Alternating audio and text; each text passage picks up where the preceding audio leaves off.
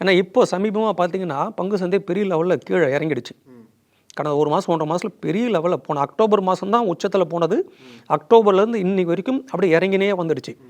இறங்கினே வந்த பங்கு சந்தையில் நீங்கள் அக்டோபரில் உச்சத்தில் இருக்கிறவங்க ஒருத்தர் முதலீடு மியூச்சுவல் ஃபண்டில் பண்ணியிருந்தாவோ இல்லை நேரடி பங்குல பண்ணியிருந்தாவோ இன்றைக்கி பெரிய லெவலில் இறங்கியிருக்கும். அப்போ அவங்களுக்கு இன்றைக்கி பார்க்கும்போது பெரிய அச்சத்தை உண்டு பண்ணிடும். ஒரு நண்பர்கிட்ட பேசும்போது கூட அவருடைய பங்கு மியூச்சுவல் ஃபண்டில் போட்டது இறங்கப்பட்டது. அப்போ கேட்கும்போது தான் இது ஒரு ஏற்றம் இறக்கம் உள்ள ஒரு சந்தை தான். இந்த இறக்கத்தில் இருக்கும்போது உங்களுக்கு அந்த சந்தை மேலே நம்பிக்கை இருந்தால் நீங்கள் இன்னும் முதலீடு அதிகம் பண்ணலாம். இல்லை உங்களுக்கு அச்சம் இருக்குன்னா நீங்கள் விலகி நின்று இந்த உள்ள இன்வெஸ்ட் பண்ணதோடு நின்று பாருங்கள். ரொம்ப அச்சப்படுறீங்க, எந்த விதமான பதிலோ யாருடைய சொல்கிறதோ உங்களுக்கு ஏற்றுக்க முடியலன்னா வெளியே வந்துடுங்க. உங்களால் அது கன்வின்ஸ் ஆகலைன்னா வெளியே வந்துடுங்க.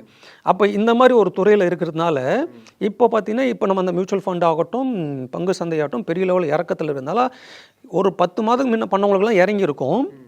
இப்படி இருக்கிறதுனால இதில் உறுதியாக இந்த மாதம் இல்லை இந்த வருடம் இல்லை 365 நாளைக்கு இவ்வளோ ரிட்டர்ன் வரும்ன்றது அங்கே உறுதியாக சொல்ல முடியாது.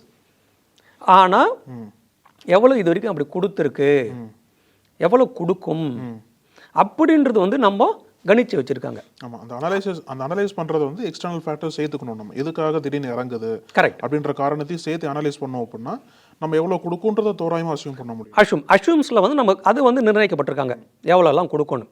ஏன் இறங்குது இப்போ அப்படி பார்த்தீங்கன்னா வேகமாக ஏற்றிட்டாங்க. ஃபஸ்ட்டு நீங்கள் 18,000 26,000 பங்கு சந்தையை உயர்த்திட்டாங்க.